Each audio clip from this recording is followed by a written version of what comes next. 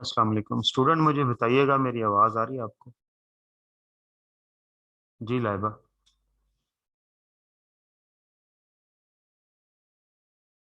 लाइबा आवाज आ रही है आपको?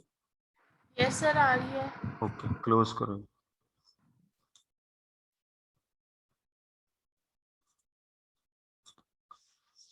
अच्छा जी, सारे सिस्टम पे जाने से पहले एक शीट निकालो जी।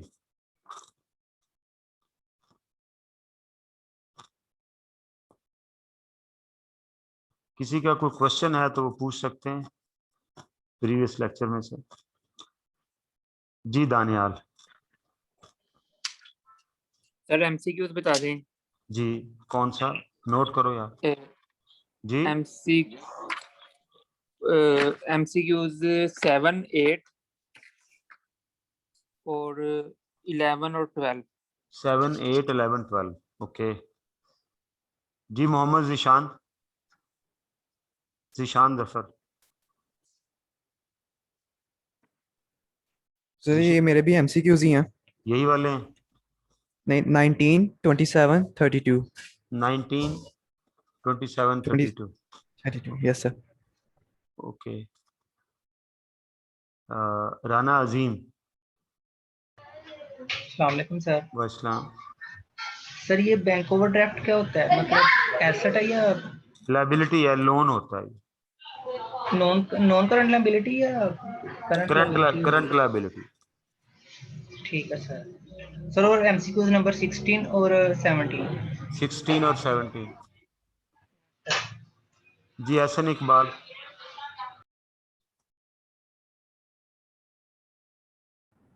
सर क्वेश्चन नंबर 29 बता दें। 29।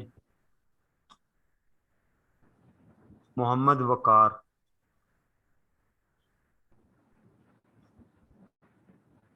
सर क्वेश्चन नंबर 9 और उसके बाद है 8 और 9। 8 और 9। साद बिन अयूब।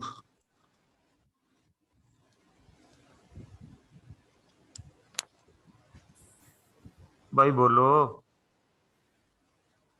नहीं बोलना, चलो मर्जी आपकी। Mohammad Hamza. Sir question number 28। 28। Abdullah Sattar, नहीं सॉरी, हाँ जी अब्दुल्ला सतार जी। सर 14, 15 और 22। 14, 15 और 22 सारे कर देते हैं फिर। जी निम्रा, आपने हैंड रेज किया हुआ था।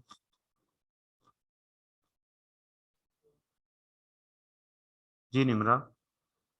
सर मैंने भी एमसीक्यूज का कहना था, बाकी सबने बता दिया। वही एमसीक्यूज मेरे थे, इसलिए वन डाउन कर लिया। ओके खुश रहो। चलो जी क्लोज करो, डाउन करो।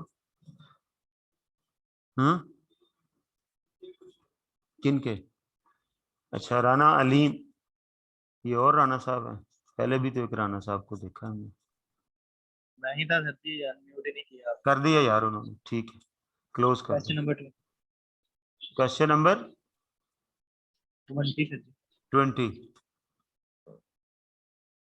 ठीक है चलो जी, अब तरतीब से आते जाओ, निकालो जी क्वेश्चन।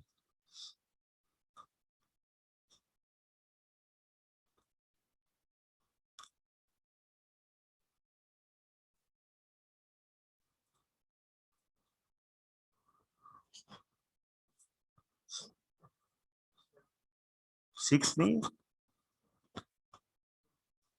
6 भी था किसी का। चलो 7 से शुरू करते हैं जी। Which of the following would normally be credit balance in the trial balance? ठीक है जी। ओनर्स इक्विटी का क्रेडिट बैलेंस होगा, ठीक है।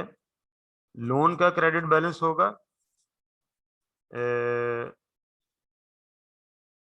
1 and 2, 1 and 3, बस ठीक है जी। 1 and 2 वाला आंसर ठीक है, यानी ये वाली ऑप्शन सही है। ये क्या किया हुआ है, पता नहीं क्या किया हुआ है, हाँ? अच्छा ये क्वेश्चन का हिस्सा है, ओके तो ये 1 and 2 ए ऑप्शन करेक्ट है। चलो जी 8 the debit balance would be expected to arise when the account are balanced at the period end on which of the following accounts कहते हैं किन अकाउंट का balance debit balance normally expect किया जाता है। Capital का तो क्रेडिट होता है, सेल भी क्रेडिट होता है, ये भी लोन भी क्रेडिट होता है, इलेक्ट्रिसिटी, ठीक है जी, इलेक्ट्रिसिटी अकाउंट का यार डेबिट बैलेंस होता है। इतने सोके सवाल पूछ रहे हो यार, मतलब ये काम सही नहीं है, मतलब इतने आसान सवाल पूछेंगे तो मेरा मीटर घूम जाएगा। अच्छा नेक्स्ट कौन सा है 9 A business sells rupees 100,000 worth of goods to a customer. The customer pays 50,000 in cash immediately and will pay the remaining rupees 50,000 in 30 days time. What is the double entry to record the purchases in customers in customers accounting record? Customer के accounting record में entry पूछ रहा है कि उसके accounting record में क्या entry करेंगे। Worth goods to a customer, customer की ये परचेज बनेगी ना, सेल आपकी बनेगी, तो वो क्या करेगा, परचेजेस डेबिट करेगा। ये मेरा सी ऑप्शन करेक्ट है, परचेज डेबिट, ये एंट्री होगी ना, परचेजेस डेबिट टू कैश 50,000, और अगर सारा कैश होता तो 1 लाख कैश होना था, तो बाकी फिर पेएबल है, तो C option is the correct option. आगे चलो जी 11 Bashir has extracted the following list of balances from his general ledger at 31st December. What is the total of the debit balances in Bashir's trial balance? लो जी भाई बशीर के debit balances का total बताना है जी। Opening inventory debit balance होता है, purchases debit balance होता है, expenses debit balance होता है, non current asset debit balance होता है, रिसीवेबल डेबिट बैलेंस होता है, cash at bank debit balance होता है। लो जी इन सबको जमा कर लो जी, करो जी जल्दी से 9,649, जल्दी करो जल्दी भाई।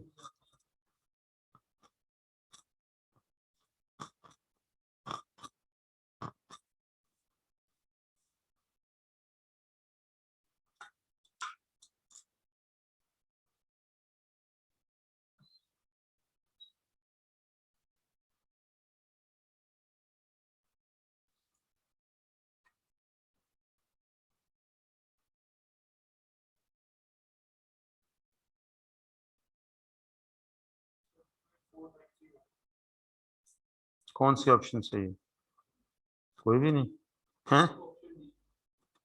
Option D G correct option है।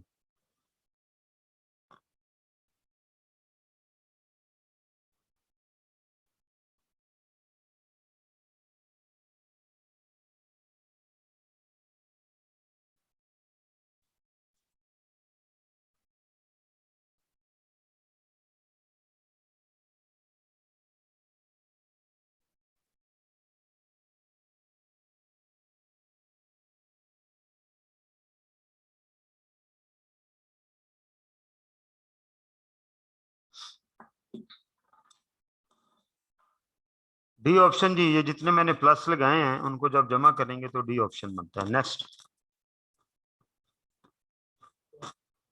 12 Zahid trial balance included the following balances. What is the value of Zahid's current asset at 31st December? उसके करंट एसेट का टोटल कितना है? मशीनरी, इन्वेंट्री, अच्छा इसमें से वो करंट एसेट पूछ रहा है, तो जो करंट एसेट है वो इन्वेंट्री करंट एसेट है, ये जमा कर लें, ठीक है। रिसीवेबल करंट एसेट है, करंट एसेट वो हैं जो शॉर्ट पीरियड में चेंज हो जाने हैं, वापस हो जाने हैं, और कैश एट बैंक, इन तीनों को जमा कर लेंगे। कौन सी ऑप्शन है? ऑप्शन ए, ठीक है जी। आगे चलो 14 A business has purchased machinery on credit. Which of the following account mentioned below are affected? एक मशीनरी अकाउंट अफेक्ट होगा और एक ऑन क्रेडिट खरीदी है, ऑन क्रेडिट, तो एक पेएबल अकाउंट अफेक्ट होगा, ए एंड सी, ठीक है। चलें जी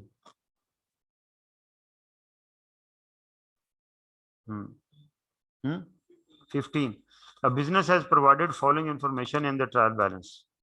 what is the amount of non current asset to be shown in the non current asset, जो लॉन्ग टर्म एसेट होते हैं, ये मशीनरी नॉन करंट एसेट है,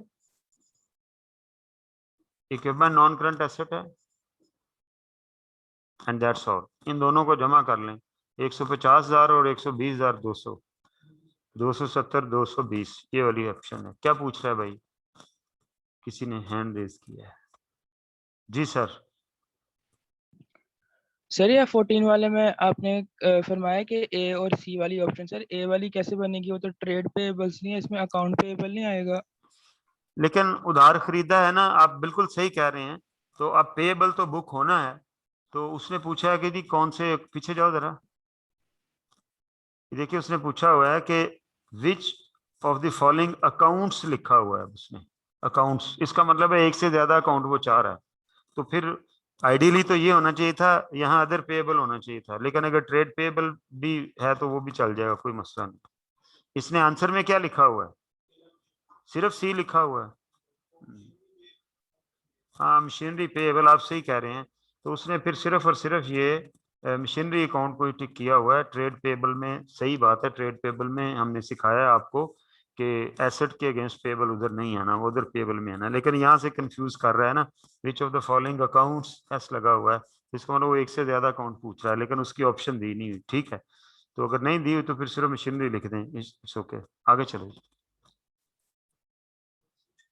16.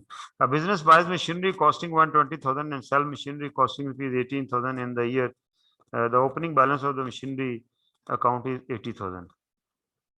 ठीक है, what will be the balance brought down in the next period? Opening balance कितना था जी? 80,000। Machinery खरीदी कितनी है? एक भाई, इसकी टोटल कितने की होगी? 2 लाख की। एंड सेल मशीनरी कॉस्टिंग, और 18,000 की मशीनरी बेची है, तो बाकी जो है वो क्लोजिंग बैलेंस आ जाएगा। छोटा सा मशीनरी अकाउंट मांग रहा है वो कह रहा है कि जी अगर आप बना के देखें, मशीनरी अकाउंट तो नहीं मांगा उसने। ओपनिंग कितना था? 80,000, ये आ गया। परचेज और किया कैश में या जैसे भी 1,20,000, और 18,000 की मशीनरी सेल की, तो यहाँ क्लोजिंग बैलेंस निकल आएगा भाई। कितना निकल आएगा? 1,82,000। इधर 1,82,000 लिखना है। चलो जी आगे चलो। 17. A company had a cash balance of rupees 18,000 at the start of the month. During the month, the following transaction occurred. 18,000 opening cash था हमारे पास। सेल ऑन क्रेडिट, इसमें कैश इन्वॉल्व नहीं। क्या पूछना चाह रहा है? What was the cash balance at the end of the month? Closing cash कितना होगा? कैश फ्रॉम ट्रेड रिसीवेबल, ये जमा कर लें, इसमें ये जमा कर लें। परचेज ऑन क्रेडिट, इसको कुछ नहीं करना। पेमेंट टू ट्रेड पेएबल, इसको माइनस कर लें। चलो जी, 18,000 जमा 49,000, 67 में से 35 माइनस कर दें। How much? 32,000, ये आंसर आएगा। यार ये बड़े आसान सवाल थे। आगे 19. You are given the following information. Receivable opening इतने थे, रिसीवेबल क्लोजिंग इतने थे, total receive during the year इतने थे, सेल कितनी है? देखो भाई, मेरा जो जब साल शुरू हुआ तो मैंने लोगों से 10,000 रुपया लेना था।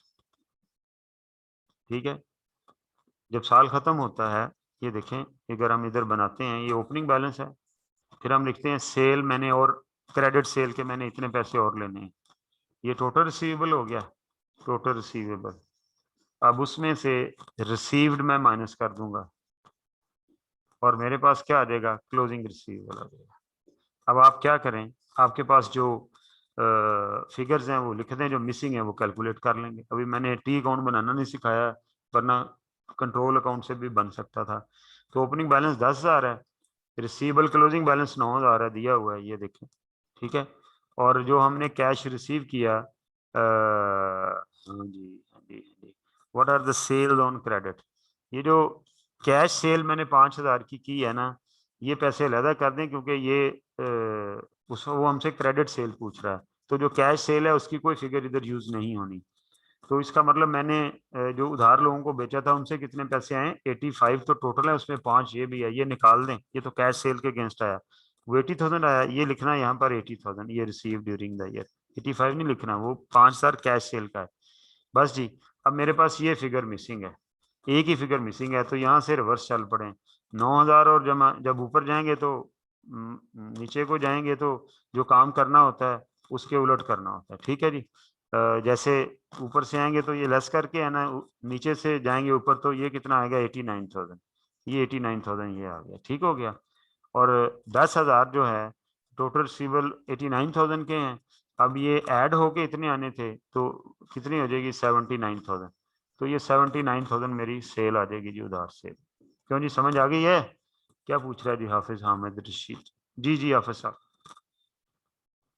सर जी मैंने ना इसी का टी अकाउंट बना के ना सर, ये सर मेरा आ रहा है इधर क्रेडिट सेल में 79 ही आ रहा है, लेकिन सर ये ना कोई लॉजिक समझ नहीं आ रही। जैसे ना डेबिट साइड पे ब्रॉड डाउन लिखा है और क्रेडिट बेटा साइड पे कैरी डाउन बेटा लिख के क्यों नहीं लॉजिक कैश वाली समझ आ रही? तरफ से डिस्काउंट कर दी है। माशाल्लाह आप समझदार हो।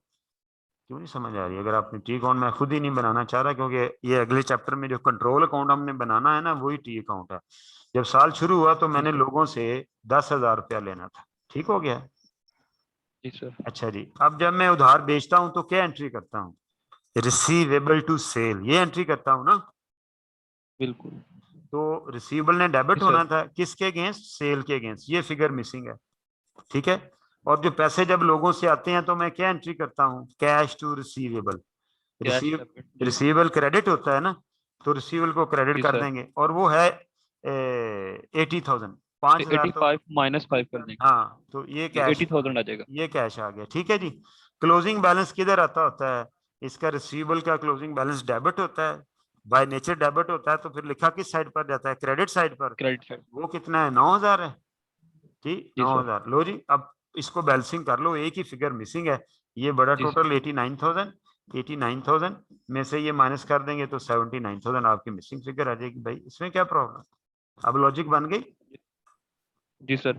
और सर जी बस एक ये पूछना था, बैंक ओवरड्राफ्ट का थोड़ा एक्सप्लेन कर दें, वो पीछे भी ना क्वेश्चन बैंक में उसने यूज किया बैंक था वर्ड। बैंक ओवरड्राफ्ट एक्चुअली ये ना, बैंक अपने कस्टमर को ना फैसिलिटी देता है। आगे जाके ना हमारा एक चैप्टर आना है अभी इसी अगले चैप्टर के अंदर, कैश बुक का, उसके अंदर ये डिस्कशन में आ जाना है, लेकिन मैं अभी एक्सप्लेन करता हूँ।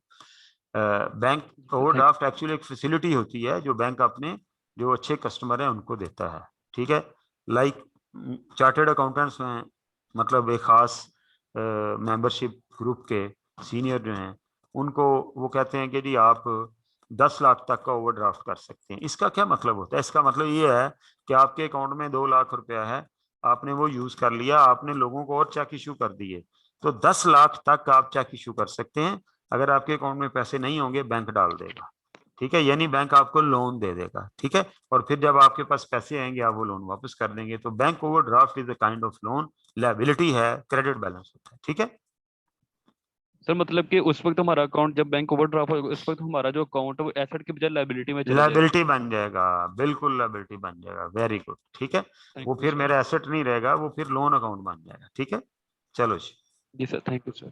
आगे चलो जी, सवाल पूछा करें, सवाल पूछने से ही मामला हल होते हैं। आगे जी 20 भी है। The following total appear in the day book for March. अब ये देखो ना, ये डे बुक के सवाल इधर डाले हैं। Sale day book, purchase day book, return inward day book. कल याद है मैंने आपको ब्रीफ चैप्टर अगला शुरू किया है, तो उसके अंदर ये सब डिवीजन ऑफ जर्नल है। Opening and closing inventories are both 3,000। What is the gross profit for the March? कहते हैं जी मार्च का प्रॉफिट कितना है, ठीक है। तो ये हम कैसे करेंगे?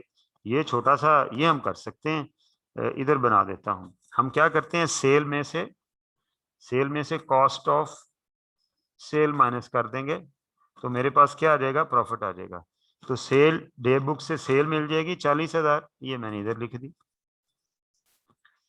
अच्छा जी, अच्छा अब इसमें रिटर्न भी है, ये देखिए रिटर्न इनवर्ड थी, इधर बना देता हूँ यार, जगह थोड़ी उधर।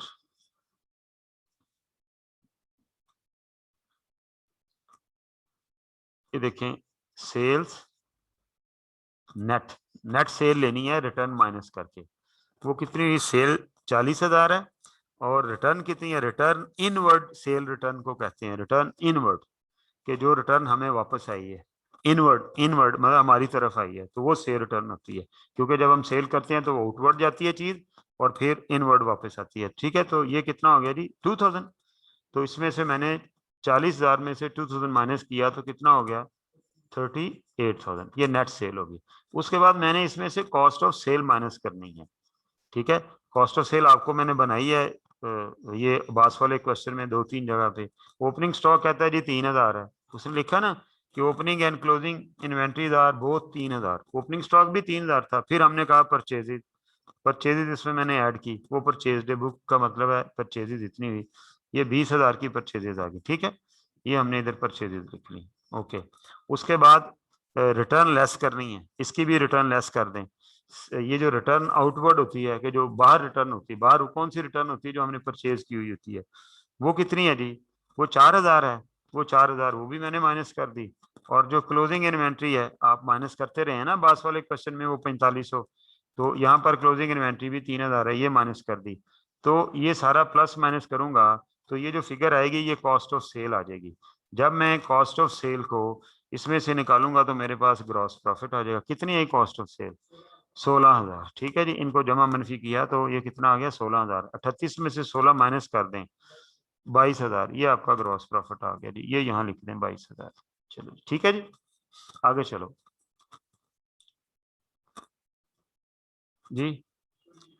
हाँ जी, the 22, which one is the principle of double entry system? Purchase increase debit, income decrease credit, expense increase debit, income increase credit, receiver is debit and giver is credit, receiver is credit, giver is debit. Which one is the principle of double entry system?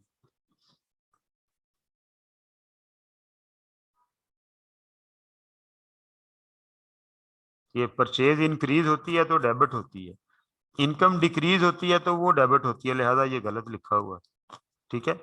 Expense increase हो तो वो debit होता है, income decrease हो तो वो credit होती है, ये भी गलत लिखा हुआ है, ये गलत लिखा हुआ है, इसमें ये गलत लिखा हुआ है, ठीक है। रिसीवर जो है वो डेबिट होता है और गिवर क्रेडिट होता है, ठीक है, ये करेक्ट लिखा हुआ है, ठीक है।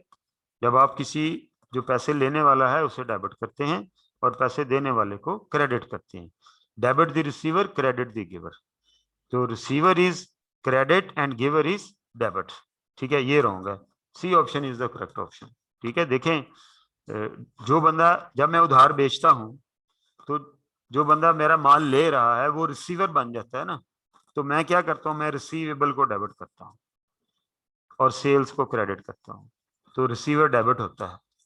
इसी तरह जब मैं खरीदता हूं माल तो मैं परचेज करता हूं और एक वादा देता हूं किसको, जिससे पर उसे उसको मैं उसको अल्टीमेटली मैं माल रिसीव करने वाला हूं, परचेज करने वाला हूं और उसको मैंने, तो लिहाजा उसको हम गिवर को क्या करेंगे, क्रेडिट करेंगे, ठीक है। तो मैं एंट्री करता हूं purchases to payable, purchases to payable, ठीक है। तो जिसको चीज इसको मैंने वादा दिया है, ठीक है, लिहाजा उसे मैं क्या करूंगा, क्रेडिट करूंगा। तो ये जो सेंटेंस लिखा हुआ है रिसीवर इज डेबिटेड और गिवर इज क्रेडिटेड, ठीक है।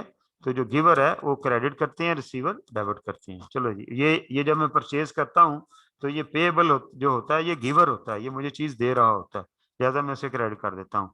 जब सेल करता हूँ तो ये रिसीवेबल जिसको सेल करता हूँ वो रिसीवर होता है चीजों का, लिहाजा उसे डेबिट करते हैं। आगे चलो।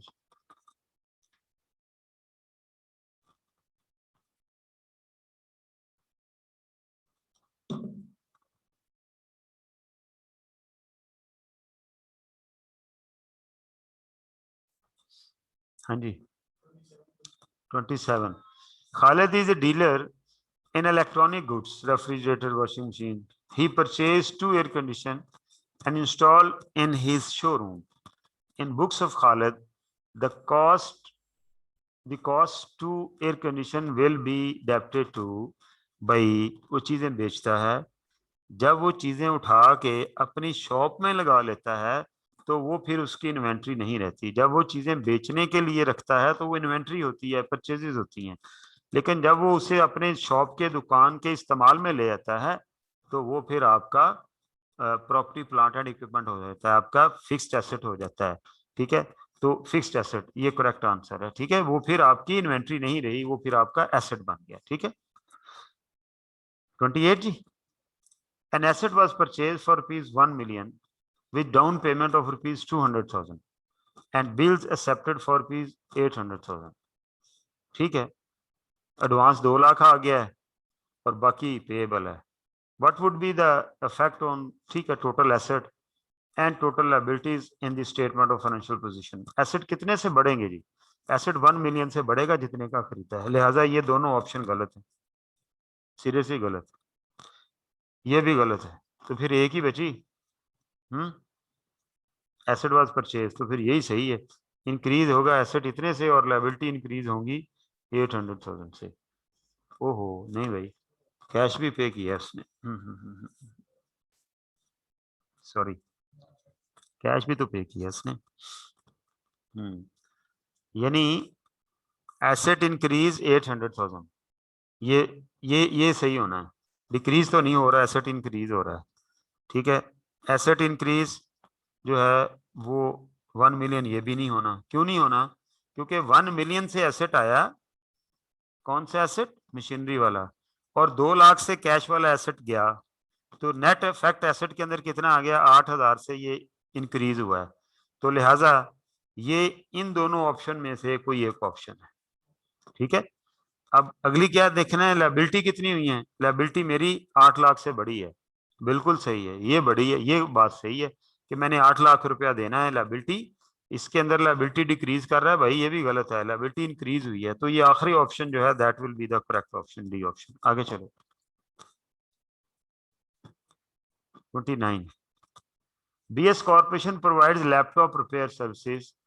It offers services on the advance part payment policy, कि ये एडवांस कोई देता है तो फिर उसकी रिपेयर करके देते हैं हम। A customer walked into their shop for services, paid 2,000 in the beginning, and once the laptop got repaired, he paid 2,000 upon delivery. What would be the accounting entry? Laptop 2000 से डेबिट हो जाएगा, भाई laptop ने तो नहीं debit होना,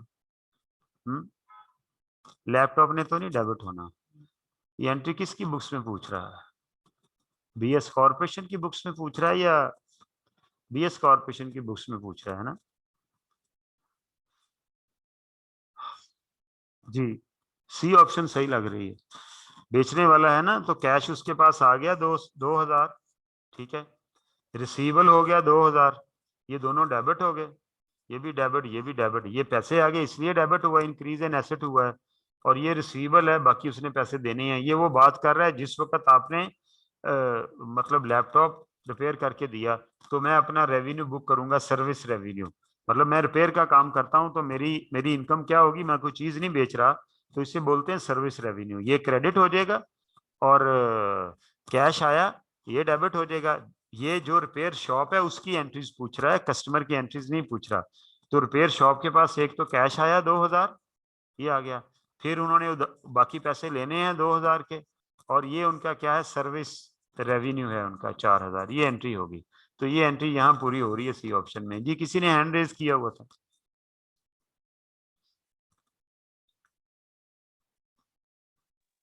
जी उस्ताद साहब, अगर हम कस्टमर की बुक कीपिंग करना चाहेंगे तो वो कैसे करेंगे? वो करने की कोशिश की थी लेकिन उसमें कंफ्यूजन आ रही थी। कोई उसने कंफ्यूजन 2000 एडवांस, कोई कंफ्यूजन नहीं बेटा, उसकी एंट्री ये होगी, वो कहेगा कि रिपेयर अकाउंट डेबिट, उसने 4,000 की रिपेयर करवाई ना लैपटॉप की, ठीक है, जी sir.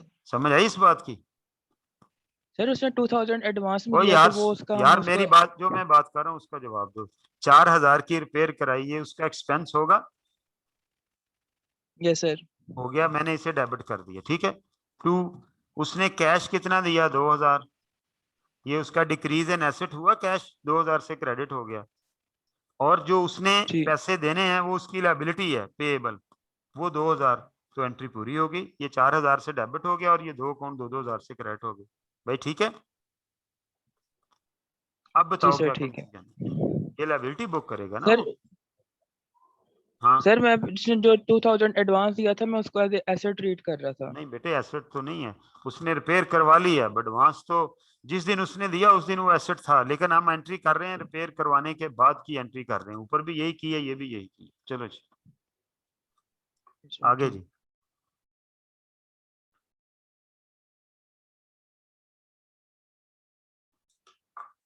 Which of the following statement is correct regarding trial balance? Every credit balance represent income. गलत है, लायबिलिटीज के भी क्रेडिट बैलेंस होते हैं, ठीक है, हमने यही तो पढ़ा है। एसेट और एक्सपेंसेस के डेबिट बैलेंस होते हैं, इनकम और लायबिलिटीज के क्रेडिट बैलेंस है। रिटर्न इनवर्ड क्या होती है? Cell return. सेल जब होती है तो उसका क्रेडिट बैलेंस होता है, और जब सेल रिटर्न होती है तो उसका डेबिट बैलेंस होता है। तो return inward has debit balance, ये ऑप्शन सही है। Opening stock as well as closing stock appear in trial balance, ये गलत है कि ओपनिंग स्टॉक ट्रायल बैलेंस में आता है, क्लोजिंग नहीं आता, हमने यही पढ़ा है, ठीक है। Trial balance is a book of prime entry, ये भी गलत है, ये बुक ऑफ प्राइम एंट्री नहीं है trial balance. Book of prime entry journal है, या सब डिवीजन ऑफ जर्नल के अंदर वो कल जो 6 किताबें लिखी थी वो है। जी दानियाल, आप हैंड रेज कर रहे हैं। अस्सलाम वालेकुम सर। वालेकुम सर एमसीक्यू नंबर 30 भी बता दें एक दफा। सलाम। चलो जी, मैं पूछूंगा अभी बाद में एक दफा सबसे। 30 पे जाओ जी, पहले वो कह रहा 30 भी बता दें, 30 पे चले। Debit always means left side of the account. Debit, ये left side of the account. हाँ, right side of an account, no, ये गलत है। डेबिट ऑलवेज मीन्स इंक्रीज, ये ठीक है। Increase in asset, always increase in asset नहीं होती, एक्सपेंस भी इंक्रीज हो तो डेबिट होते हैं। तो डेबिट ऑलवेज मीन्स इंक्रीज, ठीक है, left side of an account. अगर हम फिगर टर्म में जाएं तो सी ऑप्शन सही है मेरा ख्याल। C option, debit always means increase, नहीं, कोई जरूरी नहीं है। एक्सपेंस जब होते हैं तो लायबिलिटीज जब होती हैं तो अल्टीमेटली जब वो डेबिट होती हैं तो वो डिक्रीज हो रही होती हैं। लायबिलिटीज जो हैं जब डेबिट हों तो उस वक्त डेबिट का मतलब डिक्रीज होता है, लायबिलिटी डिक्रीज हो तो डेबिट होता है, ऐसे कह लें। लिहाजा ये ऑप्शन भी गलत है, ये ऑप्शन भी गलत है, ये ऑप्शन सही है, left side of an account. ये हमेशा लेफ्ट साइड क्या होगी? डेबिट साइड होगी। हाँ, आगे चलो बस जी। ओके, और जी किसी का कोई मसला? दानियाल जी भाई। सर मैंने 30 कहा था। 30 कहा था आपने? जी सर। अच्छा, क्लोज करो, 30 कर लेते हैं। BS Corporation provides laptop repair services. It offers services on advance. ये तो हमने किया नहीं अभी, ये और है कोई? अच्छा, उसी तरह का है। A customer walked into shop, paid 2000 in beginning, and once the laptop got repaired, he paid 2000 upon delivery. Post the accounting entry for the above when laptop is repaired and handed over. उस वक्त की कहता है entry करनी है आपने, ठीक है। तो कंपनी की एंट्री करनी है। तो कंपनी के पास कैश आया, अकाउंट रिसीवेबल, ये पहली ऑप्शन तो गलत है। कैश 2000 से डेबिट और सर्विस रेवेन्यू 2000 से क्रेडिट। 2000 का सर्विस रेवेन्यू 2000 का ही है ना, ही पेड ऑन डिलीवरी, नहीं 4000 का काम करवाया इसमें, ठीक है। कैश 2000 से डेबिट, ये भी गलत है। कैश 2000 से डेबिट, अदर इनकम 2000 से credit. Cash 2000 debit and account receivable 2000 credit. Post the accounting entry for the above when the laptop is repaired and handed over to the customer. जब उसने आके एडवांस दिया उस वक्त तो ये एंट्री होगी। Cash to advance against customer, ये जिस वक्त अगर हम रिसीवेबल बुक करते हैं, ये देखें कैश 2000 से हमने डेबिट किया और अकाउंट रिसीवेबल को हमने 2000 से क्रेडिट कर दिया। जब हम, मैं वही बताने लगा हूं, जब हमारे पास ये आएगा कस्टमर लेके लैपटॉप, साथ 2000 रुपया देगा, हम एंट्री ये करेंगे, ओह, ये एंट्री करेंगे जिस दिन वो लैपटॉप दे के जाएगा। 2000 एडवांस आ गया, हमारे पास कैश आ गया। टू इसको लिखेंगे टू एडवांस फ्रॉम कस्टमर, ये मेरी लायबिलिटी होगा 2000, ठीक है, ये क्या होगा, मेरी लायबिलिटी होगी।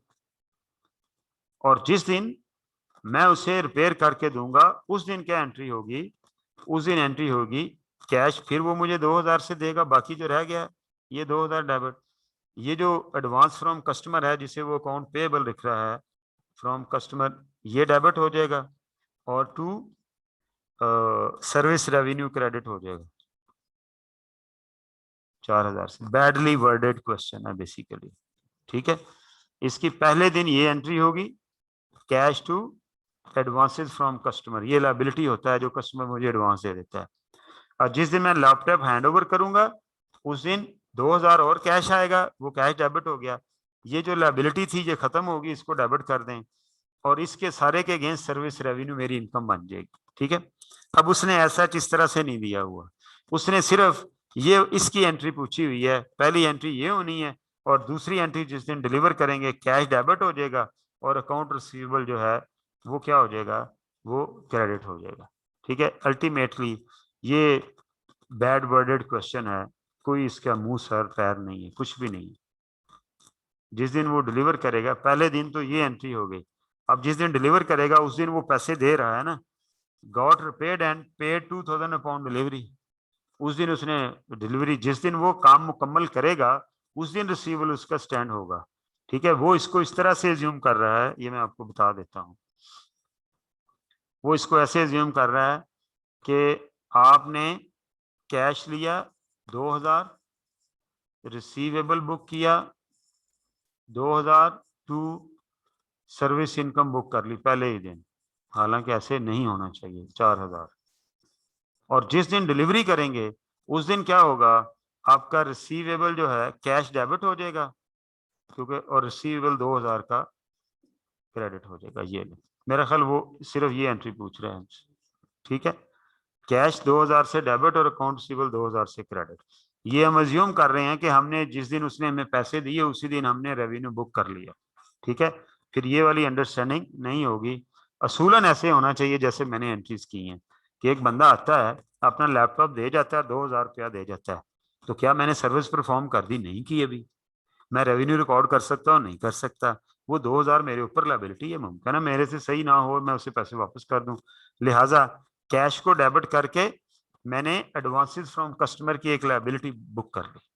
अब जिस दिन वो बंदा आया मैंने उसे लैपटॉप रिपेयर करके दे दिया, आज मैं रेवेन्यू रिकॉर्ड कर सकता हूँ, लिहाजा मैंने 4000 का रेवेन्यू रिकॉर्ड किया। ये जो लायबिलिटी 2000 की थी वो खत्म हो गई क्योंकि सर्विस दे दी है, और जो बाकी 2000 था वो कैश में ले लिया। तो this is the correct answer. लेकिन क्योंकि जो गिवन ऑप्शन है उनके अंदर और कोई ऑप्शन ही नहीं है, तो फिर वो इस तरह से लेके चल रहा है कि जी पहले दिन ही उसने सारी रेवेन्यू बुक कर लिया 4000, इतना कैश आ गया, इतना रिसीवेबल बुक कर लिया, और जिस दिन वो डिलीवर कर रहा है उस दिन कैश लेके ये रिसीवेबल नील कर रहा है। तो ये A option is the correct option.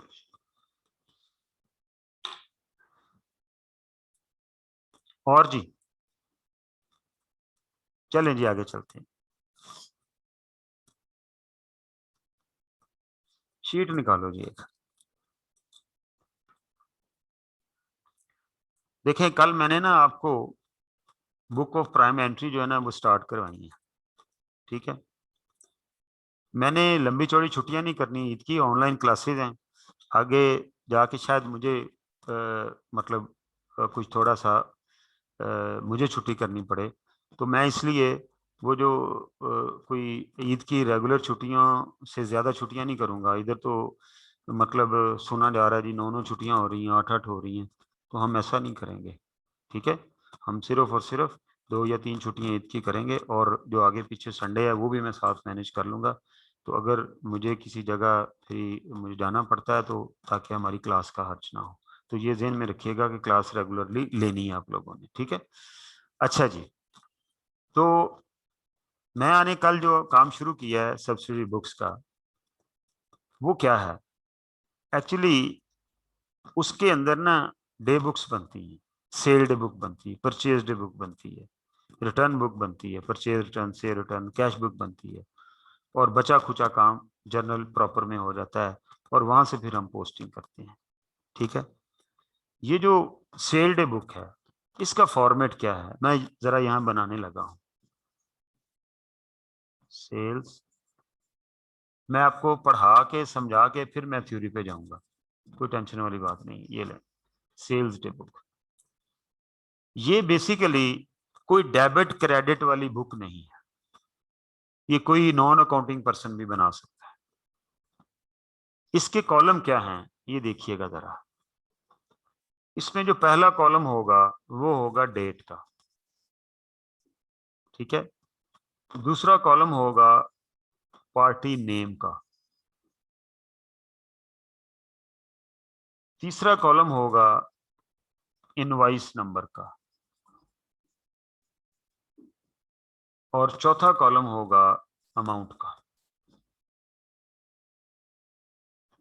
और आगे एक कॉलम होगा रिमार्क्स का, कोई चीज लिखने कोई इंडिकेशन कोई देनी हो तो दे देंगे, नहीं तो ना। ठीक है, ये सेल डे बुक का फॉर्मेट है।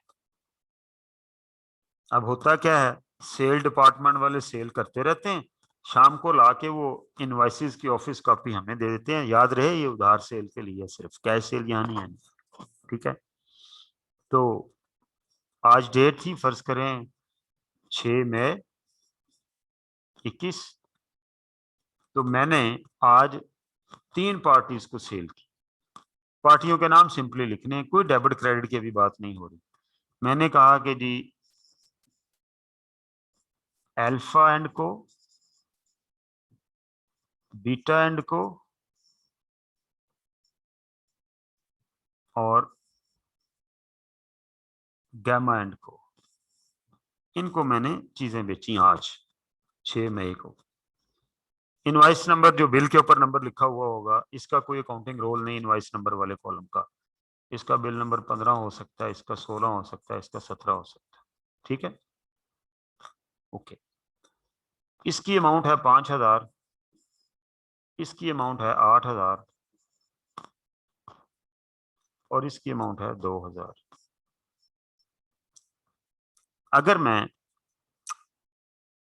अगर मैं कन्वेंशनल सिस्टम में होता, कन्वेंशनल सिस्टम में उसे कहता हूं जो मैं अब तक आपको सिखा चुका हूं, तो मैंने क्या करना था, मैंने इस अल्फा बीटा गामा की एंट्री कहाँ करनी थी भला, जर्नल में करनी थी, है ना।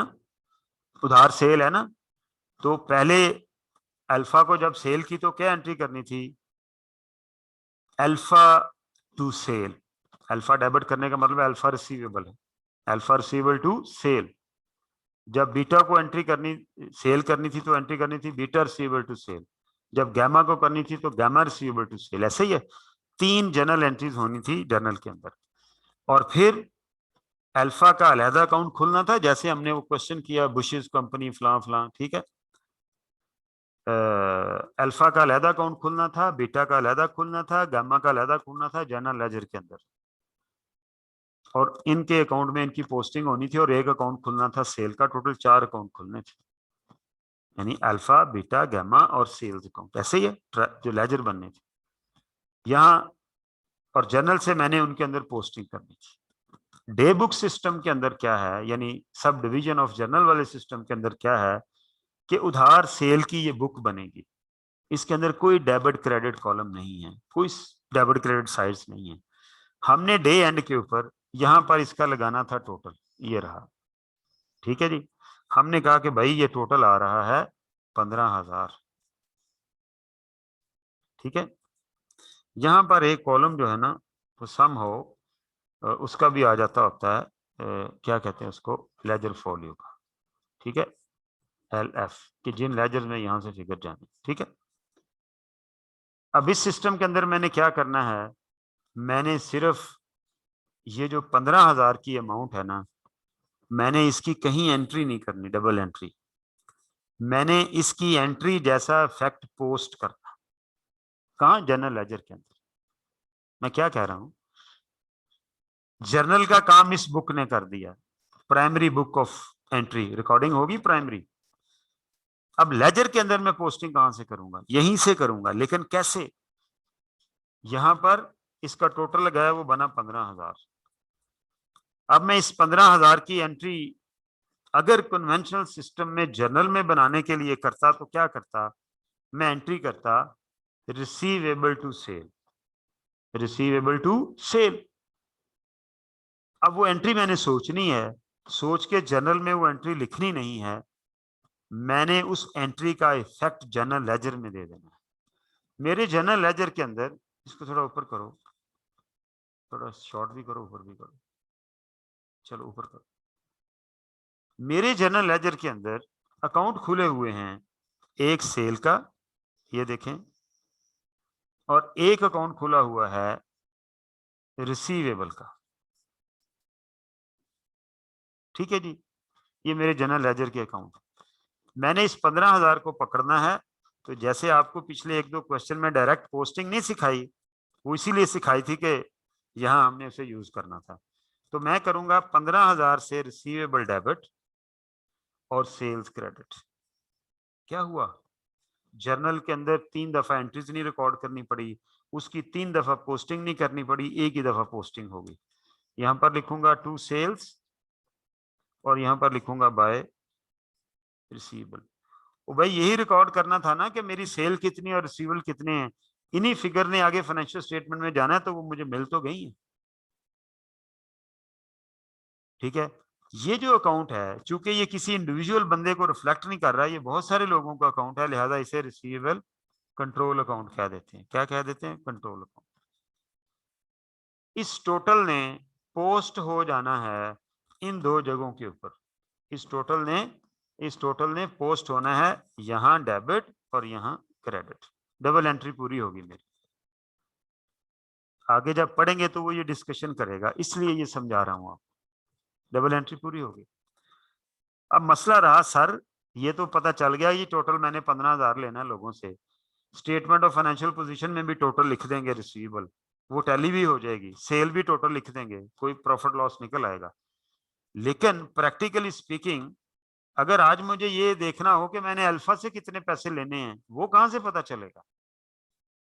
वो एक नॉन अकाउंटिंग रिकॉर्ड मेंटेन होगा जिसे हम रिसीवेबल लेजर कहेंगे। कल भी पढ़ा था, रिसीवेबल लेजर कहेंगे।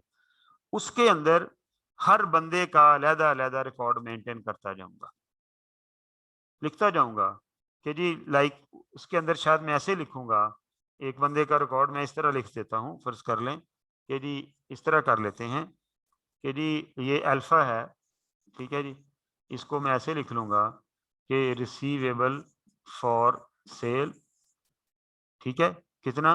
5,000।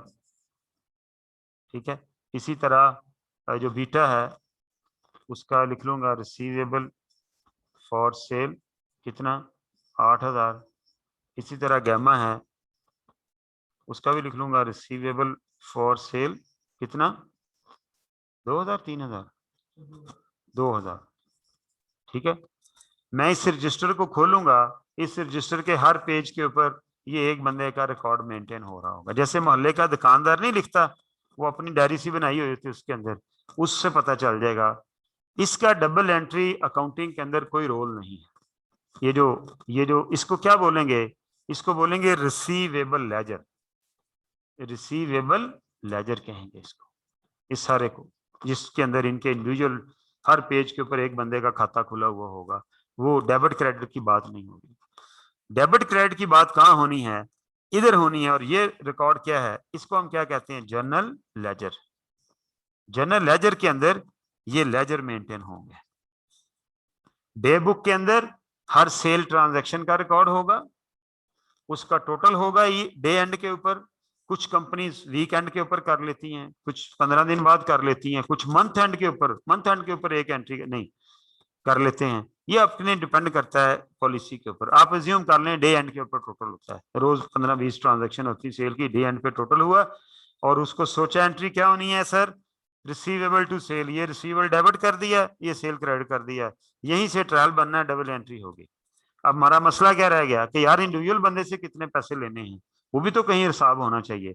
वो जो मैं हिसाब बनाऊंगा उसे रिसीवेबल लेजर कहेंगे। प्लीज नोट कीजिएगा, ये है रिसीवेबल लेजर और ये क्या है? जनरल लेजर, जिसके अंदर डबल एंट्री होनी है, जिसके अंदर टी अकाउंट बनने हैं वो जनरल लेजर है, और जिसके अंदर टी अकाउंट नहीं बनने, सिंपल उसका रिकॉर्ड रखना है।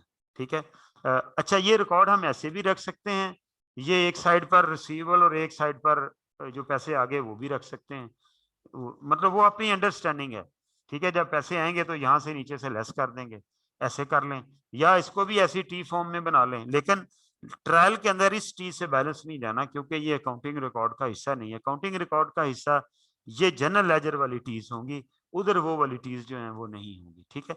तो यहाँ पर भी मैं क्या करूंगा, उस बुक के अंदर भी मैं मैं इस बुक के अंदर भी ये छोटे छोटे टी अकाउंट बना लूंगा, लेकिन that will not be part of the double entry. मैं इधर क्या करूंगा, मैं अल्फा का अकाउंट बना लूंगा, ठीक है, 5,000 इधर लिख लूंगा। मैं इसका बीटा का अकाउंट बना लूंगा, 8,000 इधर लिख लूंगा। मैं गैमा का अकाउंट बना लूंगा, ठीक है जी, 2,000 इधर लिख लूंगा, ठीक है। ये जो मैंने लिखा ये डेबिट नहीं हुआ, ये सिर्फ ये है, आप समझ लें कि इस साइड पर रिसीवेबल आएगा, इधर जब पैसे आएंगे तो वो माइनस करते जाएंगे। यानी ये इसकी बैलेंसिंग जो है वो ट्रायल की तरह, लेजर की तरह होनी है, लेकिन इससे निकले हुए बैलेंस जो हैं, यहाँ से निकले हुए, वो ट्रायल बैलेंस में नहीं जाने। ट्रायल बैलेंस में बैलेंस कौन से जाने हैं, ये जो कंट्रोल अकाउंट का बैलेंस है जो कि जनरल लेजर के अंदर बना हुआ है, उसका जाना है, सेल का जाना है। तो ये क्या कहलाते हैं, रिसीवेबल लेजर, और ये क्या कहलाते हैं, जनरल लेजर। क्यों जी, ये मेरी बात समझ आई आप लोगों को? हैंड रेज करके बताएं जरा, शाबाश, हैंड रेज करके बताएं, शाबाश शाबाश शाबाश।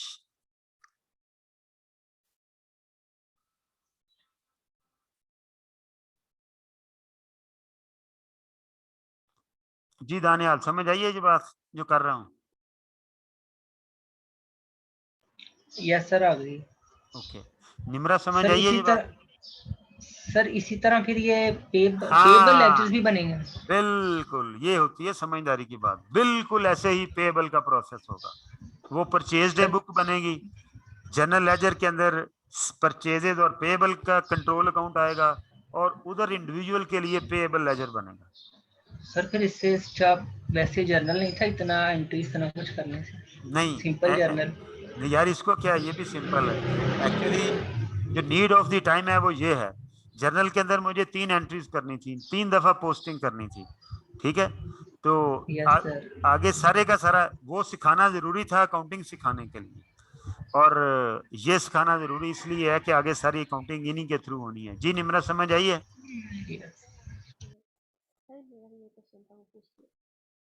निम्रा, आपकी आवाज नहीं आ रही, समझ आई आपको? यस सर, आ गई है समझ। ओके ओके, फातिमा से पूछो जी। जी फातिमा।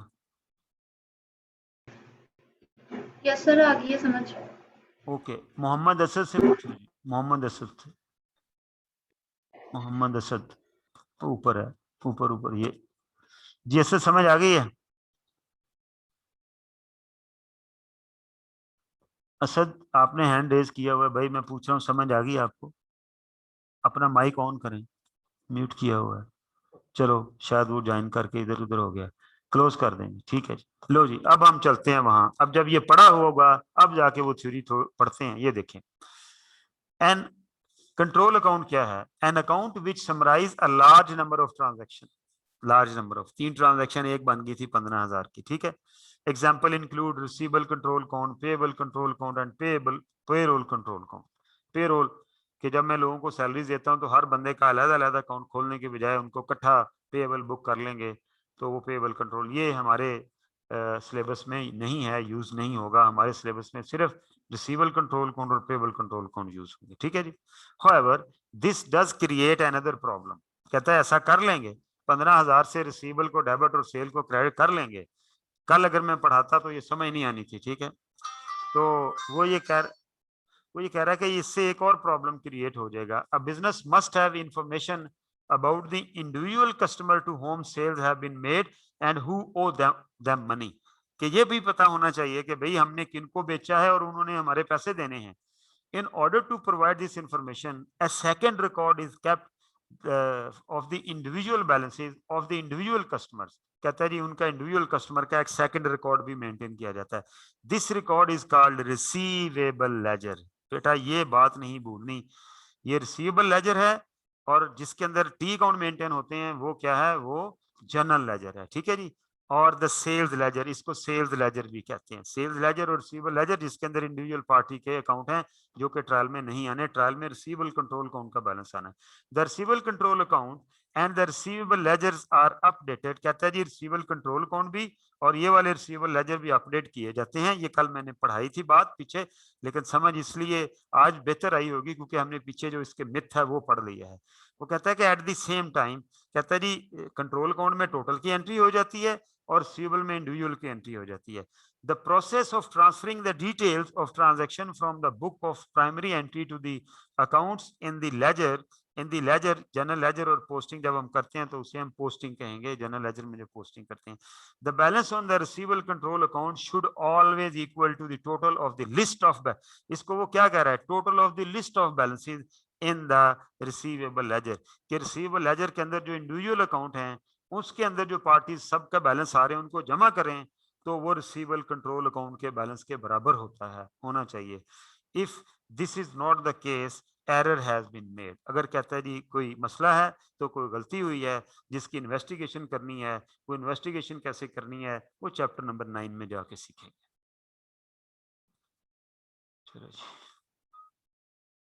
आगे चलते हैं।